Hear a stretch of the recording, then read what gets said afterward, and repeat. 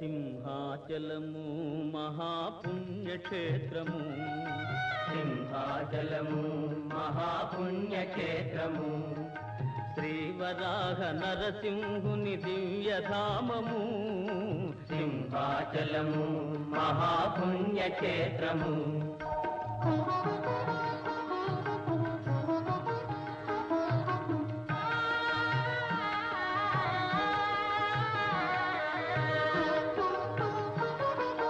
ప్రహ్లాదుడు వేడగా శ్రీహరి కరుణించగా, ప్రహ్లాదుడు వేడగా శ్రీహరి కరుణించగా, ద్వయరూపాలొకటిగా